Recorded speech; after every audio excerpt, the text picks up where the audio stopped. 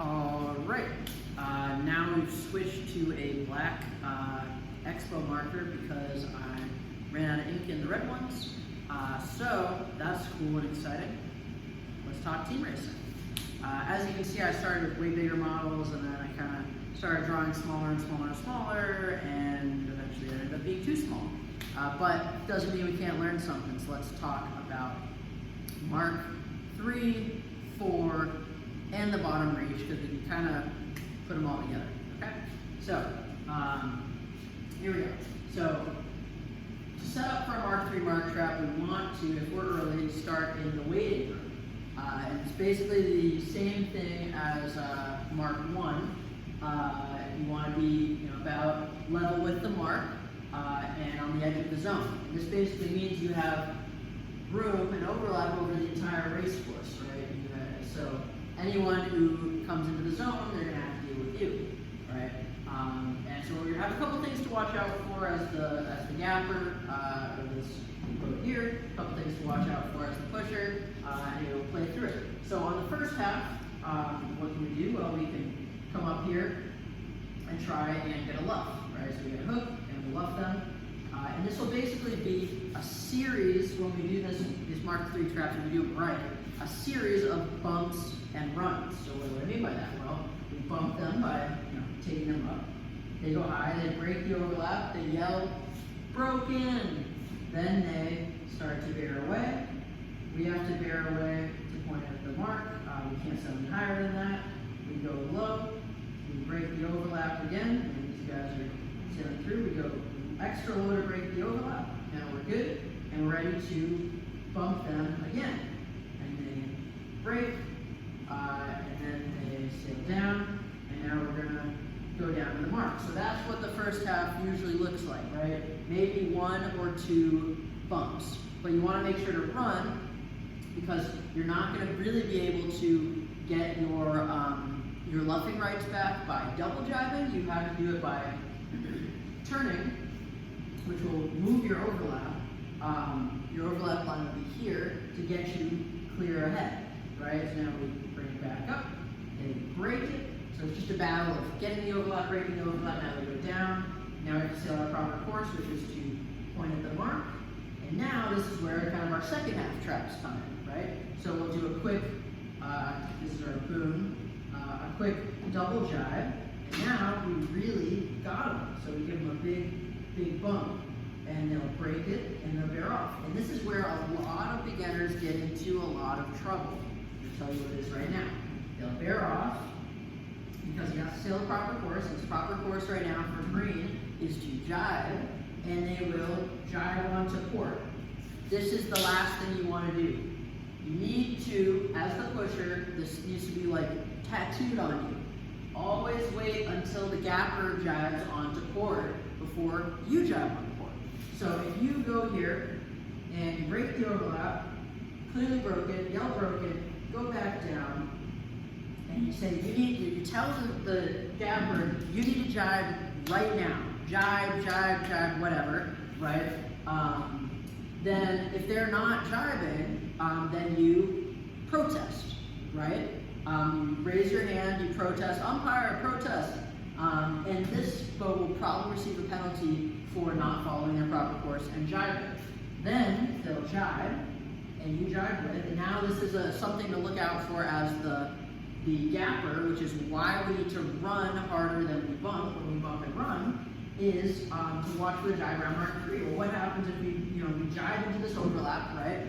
So, in terms of our proper course restrictions, we're to leeward, we're overlapped, came from within 2 boat lengths, and we got the overlap without coming from astern. We got the overlap through jibing, the way we obtained the overlap, so we have full luffing rights.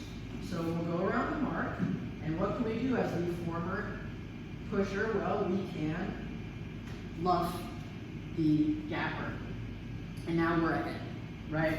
So that's something you really need to watch out for. So this kind of area here where we're jibing can be really tricky, okay? So that's something you need to learn, but what am I trying to say? So as the gapper, we're trying to bump and run, and always to protect ourselves. from this boat getting the luffing rights around the bottom. So let's try it again. So we bump them, they go up, and we jibe around the mark. We live to fight another day, right? It's the safe thing to do. You don't need to do 3 or 4 bumps here. And if this boat never breaks the overlap, then you can just push them basically forever, right? Which is awesome. That's a really good thing.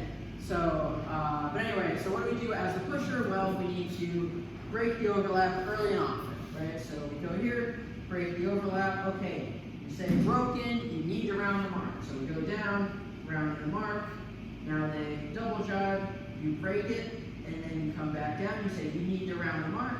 We both jibe, and now we go around, and we're in a pretty good position. Okay, so that is kind of the dance of Mark 3. Okay, so you have some bump and runs in the first half, and then your opportunity for a big bump is that double jibe when you're going straight down to the mark. Okay, so I'll put that there. The first half is bumps, and then the second half is the big opportunity is the double jibe, right? So those are the two things that can be really effective and make Mark 3 a great zone for bumping. And then, for the pusher, break, overlap early and often. Okay? And the other thing you need to watch out for is if the boat that has mark room gets wide of the mark, you can't go in here, that's a penalty. Okay? So, now let's talk about the bottom reach. So number 1, just bump and run, just like we do on the top reach, right? So here we are dead ahead, we have our opponent behind, we're slowing with our jib luffing, our maiden all the way. Our opponent overlaps us to windward, we luff them, and then we run. Now, why do I say favor going high and letting your opponent go to leeward? Well, we have Mark 4 here, and if we go low and we try too aggressively to bump the opponent, there's a really very real possibility they can get mark room at Mark 4 and pass us, right? So we need to protect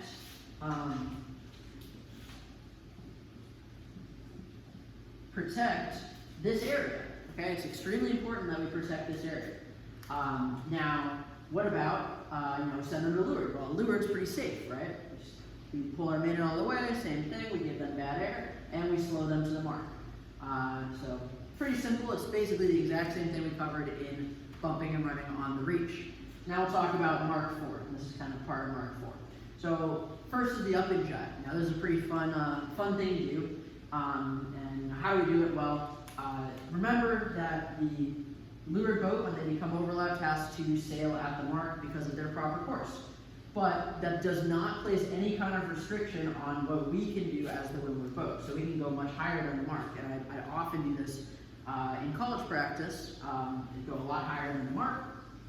Now, my mark room, kind of my course needs to be to sail back down to the mark, sail downwind, and when we sail dead downwind, we have the ability to throw our boom over to the other side and call starboard, right? This other boat obviously has to avoid immediately. They can't go in the zone, so we have to, try and go inside of us and take mark room, so we have to, they usually have to jibe. Now, how do they counter it? How do they break it? Well, it's the same thing. Break, overlap, early and often. This is so critical and so crucial as the pusher. When we come in the mark and we do the jibe, the pusher needs to head up, yell broken, right? Once they've broken the overlap, then head down. Now the gapper has to jibe. Another thing you can do is if you get this clear of the zone, maybe you could even tack around, right? But what I really like to do is do the break overlap, say broken, tell them to jibe around, and you may even come out of this with luffing rights, which would be pretty cool if they kind of overdo the up and jibe. So that's the up and jibe, and that's how you counter it. And then the last one is kind of a variation on closing the door. So it just says get low, and here it is. So we have the white boat as the leader, black boat as the pusher. White's going to go low, the pusher's going to continue to sail to the mark, and then finally the white boat's going to go high and close the door, or sail a high angle and close the door, and the black boat can't go inside, so they need to go below the leader. So just remember, we use the same rules on this bottom reach of bumping and running, of kind of fishtailing and going different ways. So that's kind of what the pusher needs to do. And then remember on here, we have our waiting room. We have some different ways to mark track and slow our opponents around Mark 3. And remember, your golden rule as a pusher, break the overlap early and often. Gapper, watch the jibe around Mark 3. Make sure you guys, you are clear ahead when you jibe. And then, these are, pushers. You must wait until the gapper jibes on the court, but absolutely protest them if they aren't jibing. Okay, so hopefully this helped you guys. Appreciate you following along. See you.